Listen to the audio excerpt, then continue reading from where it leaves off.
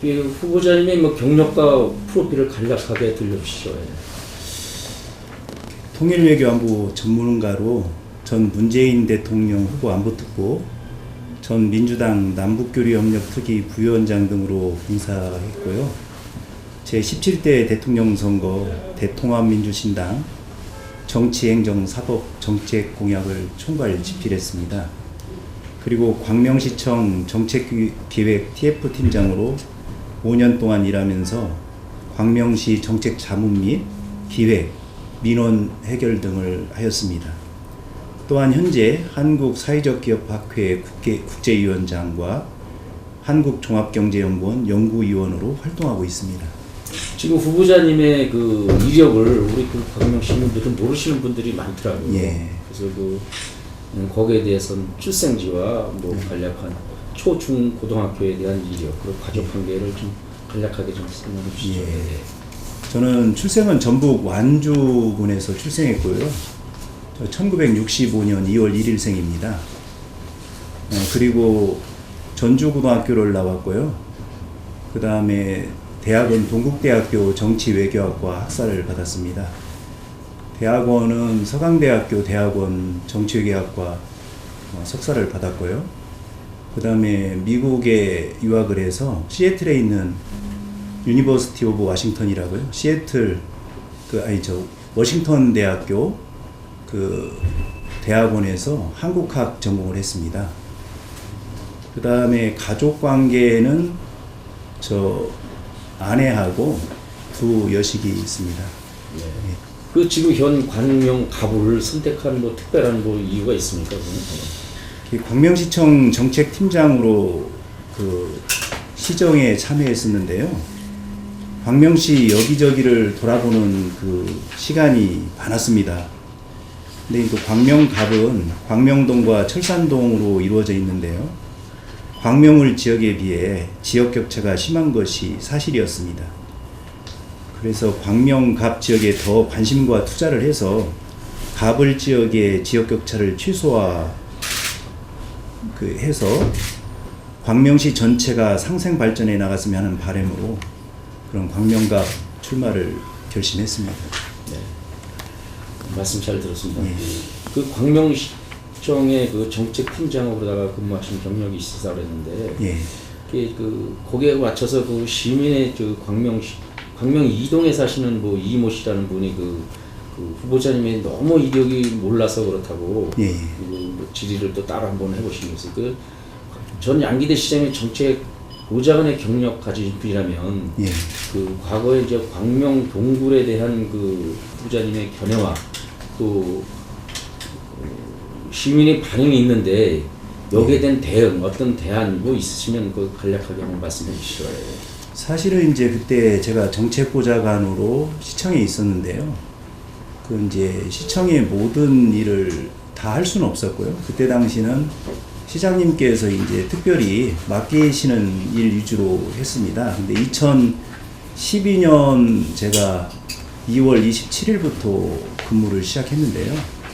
업무 파악을 좀 어느 기간 동안 했고요. 그 다음에 동굴 개발은 2010년도에 이루어져서 상당히 좀 어느 정도 진척이 돼 있는 상황이었고, 저는 광명 동굴 그쪽에 개발하는데 직접 참여하거나 그렇지는 못했습니다. 이제 뒤에 광명 동굴을 좀 세계에 알렸으면 좋겠다라고 하는 시장님의 생각이 있으셔서요. 저는 어느 부분을 맡았냐면 유네스코 유산에 좀 등재를 하고 싶어 했습니다. 근데 그게 유네스코 거기에 등재를 하게 되면 개발을 하기가 어렵게 돼 있었어요. 문화유산 등재하면 훼손을 하면 안 되니까요. 그래서 광명 동굴이 어느 정도 개발이 돼야 그거를 추진할 수 있다. 이런 그런 결론에 도달을 했습니다. 그래서 한국 유네스코 위원회하고 연락도 하고, 그 다음에 문화관광부나 이런 데를 또 접촉도 하고 얘기도 해봤습니다. 경기도나. 근데 그런 상황 속에서 광명 동굴 그때 등재하는 거는 힘들었었고, 제가 퇴직을 하면서 그 광명 동굴 팀에 관계된 분한테 이제 제가 그동안 해왔던 거는 인수인계하고 그런 정도로 끝난 상황이고요. 그 다음에 제가 그 광명 동굴 그 예산이 많이 투여된 거라든지 뭐 그런 것은 사실은 제가 좀 그거에 대해서 제대로 파악을 못했는지는 모르겠지만 그쪽 부분에 대해서는 제가 확실하게 잘 모르겠습니다, 사실은. 정치 입문은 언제 어떤 계기로 하셨는지 거기에서도 한번 말씀해 주실 수 있겠어요? 네. 그 2007년 그 17대 대선일 겁니다. 그때 현 더불어민주당이지만 대통합민주신당이 만들어졌는데요. 그때 중앙당 그 정책 그 공약집을 만들었습니다. 그러면서 자연스럽게 그때 입당도 하게 되었고 또 정치에 입문하게 되었다고 저는 생각을 합니다. 그때 당시가. 예. 여기 뭐 덧붙여서 그럼 본인이 꼭 국회의원이 된다고 하는 뭐 생각과 또 타 후보와 뭐 차별 정책이 있다면 거기서도 한번 말씀해 주시면 감사하겠습니다. 저는 사람들의 삶이 더 나아지려면 그 올바른 정치가 있어야 된다고 생각을 했습니다. 그런데 제가 민생탐방이라고 하는 것을 그 정책보좌관 때 했는데요. 그 법이 없으면 그 어떤 제도화가 되어 있지 않으면 힘들다는 걸 느꼈어요. 공직사회에서든 어디서든. 그래서 무슨 일이든 법이 통과되지 않으면 어떤 일이 한 발자국도 나갈 수가 없다. 이런 생각을 갖게 됐습니다. 그래서 제가 앞으로 좋은 민생 법안을 만들어서 시민이 체감할 수 있는 삶의 질을 높일 수 있는 그런 일을 내가 해봐야 되겠다. 그러려면 법을 만드는 국현이 됐으면 좋겠다라는 그런 생각을 하게 되었습니다. 근데 지금 현재 그 타 후보의 정책들이 이제 확실히 아직은 드러나지 않았기 때문에 그거는 드러나면 그때 또 얘기할 기회가 있으리라고 생각하고 좀 양해해 주셨으면 하는 바람입니다. 네. 국회의원이 되신다면 뭐 중앙에 이제 무대에 가서 정치하시는 것과 예. 또 지역에서 관리하는 그 차원이 있지 않습니까? 예. 그것은 어떻게 할 것인지 거기에 대한 뭐 답변 어떻게 해주시죠? 지금 중앙 정치를 보면 여야 간에 되게 첨예한 대립들이 있습니다.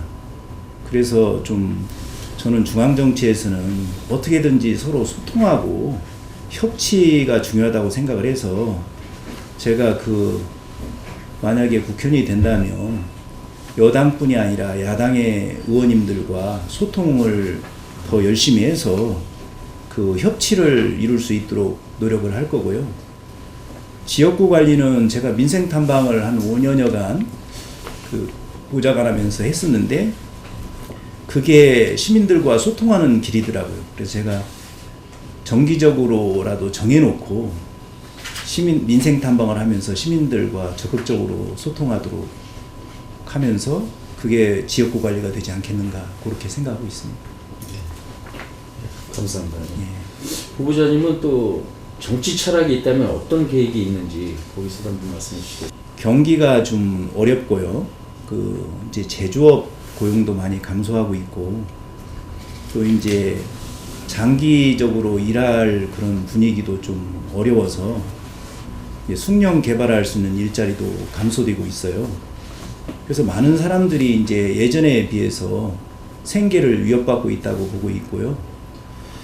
그래서 국가가 최소한의 안전장치는 해줘야 되지 않느냐라고 그렇게 생각을 하고 있습니다. 그런데 이제 여기에서 양질의 일자리가 감소하고 청년층의 기회비용이 증가하고 높은 청년 실업률이 있어서 우리 노동시장이 굉장히 어려워요. 그래서 제가 그 부분을 해결하기 위해서 정치적인 노력을 하려고 합니다. 근데 이제 저는 이 일을 해결하는 법안을 만들어서 더불어 잘 사는 사회 이렇게 만드는 것이 나의 철학이자 나의 앞으로의 저의 정치 계획이지 않느냐 그렇게 저는 또 봅니다. 그렇다면 뭐 시민과의 뭐 소통 방법, 뭐 지역의 민원을 파악하는 방법이라든가 그런 것이 있다면 무엇인지 그런 데서도 한번 그 경험이 있다면 또 예. 그런 해결한 근거 뭐 이런 것도 간략하게 말씀해 주시면 감사하겠습니다. 예. 제가 정책보좌관 때 시민들과 소통 방법을 민생 탐방으로 하였습니다. 근데 이제 그 요즘 선거를 이렇게 하다 보니까 그 중요성이 좀 더 깊게 와 닿았어요. 아, 내가 정말로 시민들을 만나서 이분들이 뭐가 원하는지 살펴봐야 되겠다. 다시 한번 그 일을 지속해봐야 되겠다. 그런 더 생각하게 됐습니다. 그냥 책상머리에서 그냥 내 생각이 아니라 시민들과 함께 하면서 그 일자리 등 이제 시의 정책을 알리기도 했고, 민원도 해결했고, 시민들이 제안한 정책을 기획하고 실천하는 일들을 했었습니다. 그게 지금에 와서 그 가장 중요한 것이 아닌가. 그래서 이 민생 탐방을 지속적으로 하고, 제가 총선에 나가서 당선되더라도 지속적으로 이 시민들과 이 일을 해야 되겠구나. 그런 마음을 갖게 되었습니다. 많은 뭐 민생 탐방 많이 하셨네요. 네. 이제 앞으로 광명 정치인으로서 시민을 위한 뭐 활동가, 예? 그동안에 뭐 업적이 또 다른 면이 있다면 한번 거기서도 덧붙여서 말씀 주시죠. 제가 이제 광명시청 정책팀장으로 5년여간 민생 탐방을 했는데요. 그 중에서 적극적으로 이제 거의 매일 하다시피 이제 시간을 내서 했던 게 한 4년 3개월 그 정도 됐습니다. 그래서 시민들과 울고 웃고 하는 시간이었는데요.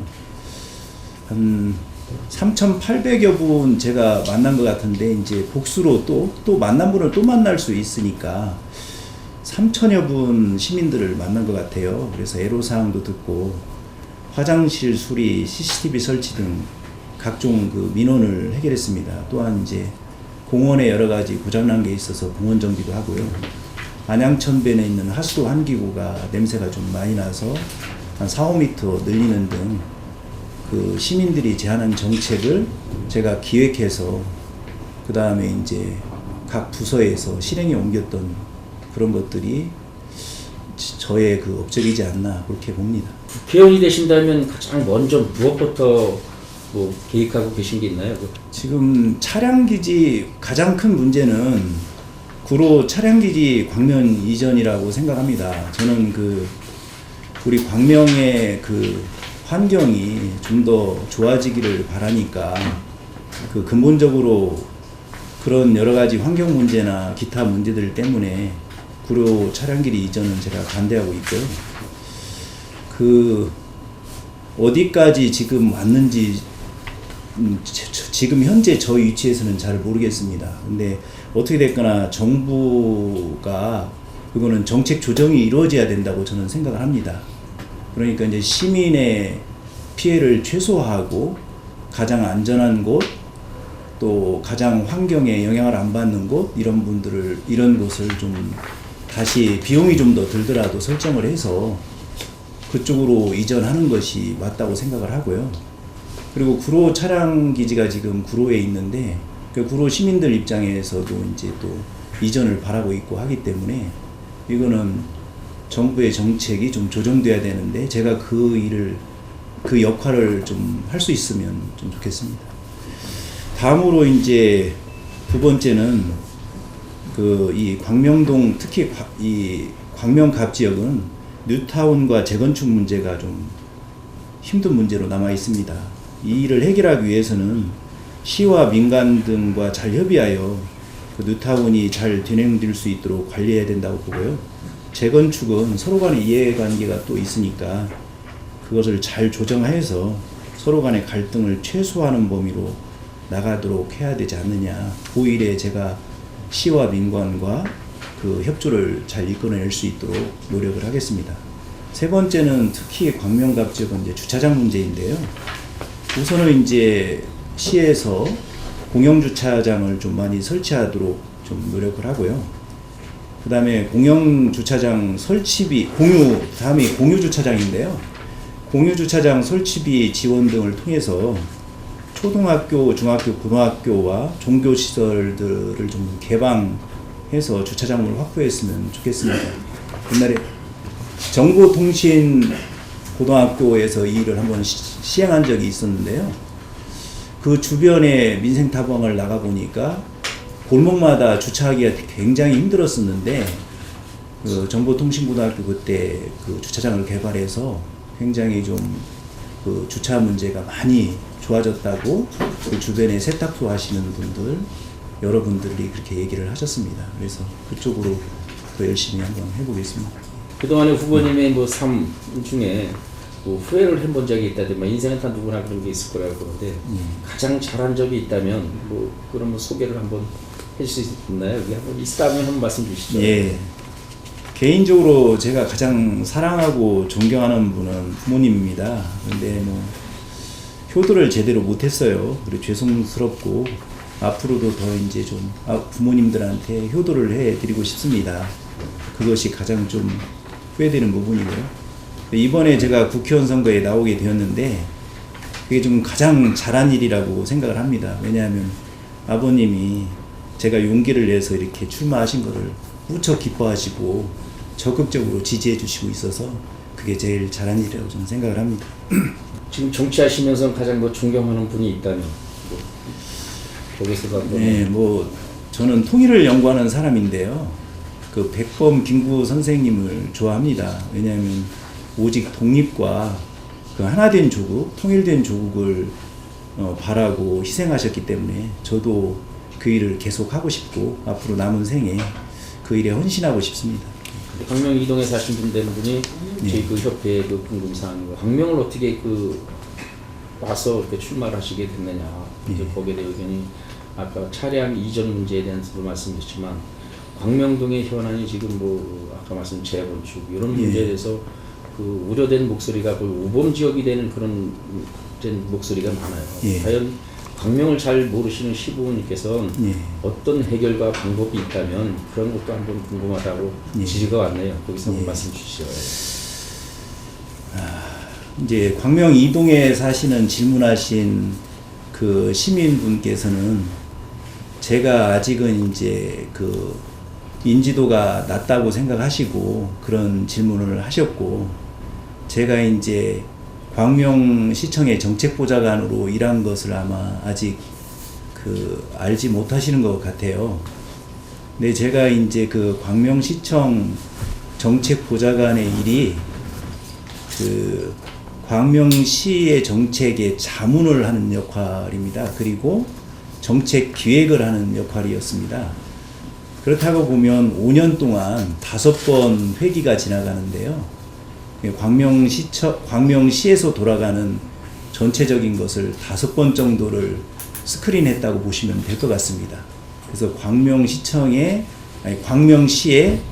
아마 그 추진하는 일이나 또 여러 가지 그 광명시청의 현안은 저는 누구보다도 제가 그래도 잘 알고 있지 않느냐라고 그는 그 생각을 합니다. 그래서 우리 시민분께서 우려하시는 것은 아마 크게 걱정 안 하셔도 될 것 같습니다. 왜냐하면 제가 광명시청에서 보좌관으로 그래도 5년이나 근무하면서 제가 또 민생탐방이라는 걸 하면서 광명시의 구석구석을 수도 없이 돌아다녔습니다. 그래서 시민분들이 저를 기억하는 분도 계시고 또 저를 기억 못하는 분도 계시겠지만 어디에 뭐가 필요하신지 무슨 정책을 펼쳐야 될 것인지 이런 것들에 대해서 잘 알고 있고요. 또 부족한 부분들은 시민들과 계속 만나면서 또 민원도 해결하고 정책도 또 제안받고 또 여러 가지 이제 시나 국가적인 그 정책 또 방향 여러 가지 일들도 소개할 수 있는 기회가 계속 있으리라고 저는 자부해서 그런 거에 대해서는 크게 이제 걱정 안 하셔도 될 거라고 저는 생각을 합니다. 삼동에 사신다고 하는 분이 또 지지를 하나 주셨네요. 그 심 후보님이 보면 참 맑은 정치인의 이미지가 있다고 하시면서 그 정치를 하시는 인물에서의 도덕성 우리가 지금 현재 정치하시는 이미지가 상당히 손실되어 있는데 거기에 도덕성 잣대를 하는 기준을 생각하고 있는데 우리 그 후보님은 어떠한 도덕, 뭐 동물 이런 부분에서 좀 포괄적으로 말씀 한번 듣고 싶다고 끝으로 한번 말씀 좀 주시죠. 삼동에 있는 시민분께서 중요한 말씀을 하신 것 같아요. 저는 그 정치인이라고 하시는 분들이 다른 직업군에 비해서 이렇게 좀 도덕성이 좀 결여되어 있지 않나라는 우려를 하시는데요. 제가 그 적은 인생이지만 인생을 살아오면서 그 어느 직업군이든 다 좋은 분들이 있고 또 여러 가지 삶에서 힘든 분들이 있는 것 같아요. 그 정치에만 그렇게 도덕성이 좀 약하고 그렇지는 않다고 봅니다. 그러니까 여기 또 기자분들도 있고 또 여러 또 같이 하시는 분들도 있고 여러 분들도 있는데 그거는 좀 편향된 의견 같고요. 어찌됐거나 저는 정치 그쪽에 지적을 하신 거는 우리 사회에 그래도 좀 법도 만들고 그래도 본인들이 좀 사회에서 좋은 일을 해보자고 하는 그런 분들이기 때문에 시민분들이 더 큰 도덕성을 요구하시기 때문에 그런 일이 있지 않느냐라고 저는 그렇게 생각을 하고요. 글쎄요, 저는 그 도덕성 하면 꼭 이제 우리는 윤리적인 문제 이런 쪽으로 많이 보고 있는데요. 외국 같은 경우는 그런 어떤 법적인 문제를 많이 짚고 넘어가고 있습니다. 근데 우리 이제 동방예의지국이기도 하고 여러 가지 그런 것들이 있는데요. 그러니까 그 도덕성 문제를 그냥 어떤 윤리적인 차원뿐만 아니라 법적인 문제까지도 좀 보는 좀 포괄적으로 우리 정치인들이 그런 것들을 잘 지켜갔으면 하는, 그리고 좀 클린 정치라고 하죠. 그렇게 해서 시민들에게 더 신뢰받고 더 사랑받는 그런 정치인이 됐으면 좋겠고요. 저도 그 일을 위해서 좀 더 열심히 하고 더 제 자신을 좀 절제하고 다듬는 그런 기회가 됐으면 좋겠습니다. 네, 감사합니다.